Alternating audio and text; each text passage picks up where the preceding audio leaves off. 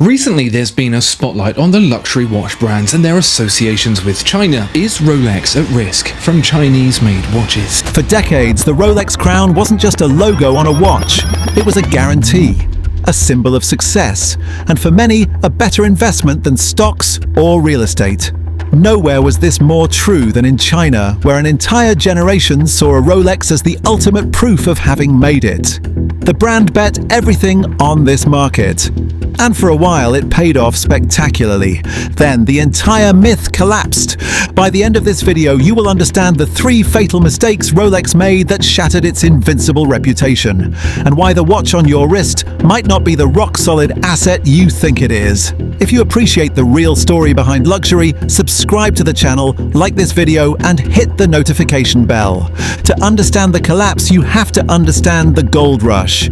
As China's economy exploded in the early 2000s, it created a massive new class of wealthy buyers hungry for status symbols. By 2023, buyers from mainland China were responsible for nearly 30% of all global Swiss watch sales. For this new elite, a Rolex wasn't just an accessory, it was described as necessary equipment for the upper class.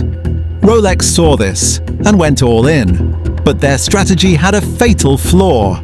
Instead of building their own stores and controlling their own destiny, they built their empire on a network of third-party authorized dealers. This was their first mistake. It handed all the power over the customer relationship to these middlemen.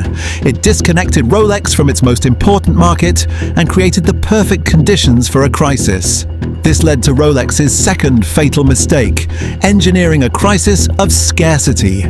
While demand in China was reaching a fever pitch, Rolex barely increased its production. Those exhibition-only signs you see in every boutique aren't an accident. They are a deliberate corporate strategy. The infamous waitlist isn't a backlog to be cleared. It's a marketing tool designed to make you want what you can't have. This artificial scarcity fueled a supercharged grey market, which is just a network of unofficial sellers flipping watches for profit. The research is clear. The China grey market was the engine that drove global Rolex prices into a speculative bubble.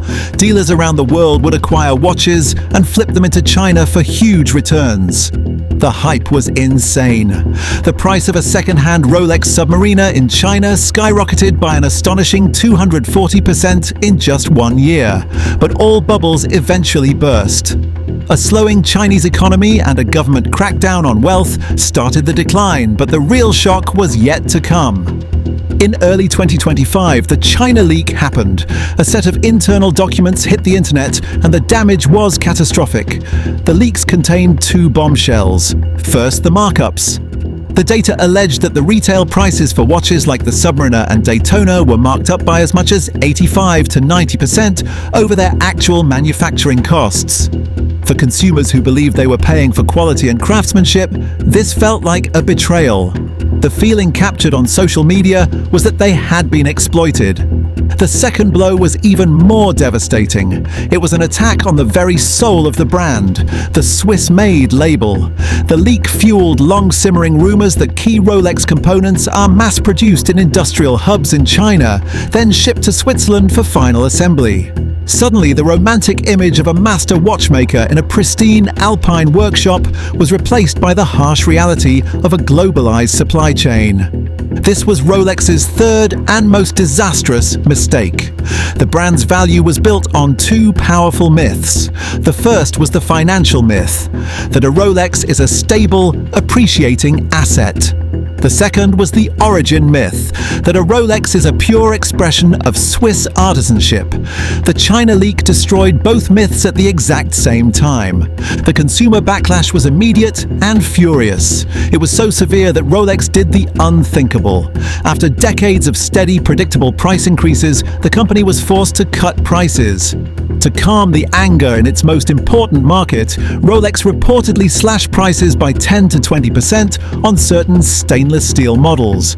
It was a stunning admission of defeat. For a brand built on an image of absolute control, this was a surrender. It sent a shockwave through the global market, and the grey market bubble didn't just deflate, it burst completely. The era of guaranteed astronomical returns on common steel Rolex models was over. As a quick note, this information is for context and is not financial advice. So let's recap the 3 mistakes. First, Rolex gave far too much power to its dealers in China, creating a system it couldn't control. Second, its strategy of artificial scarcity created a dangerous speculative bubble that was destined to pop. And third, it built its brand on a fragile mythology of value and origin that a single leak could completely shatter. Rolex is now in full retreat.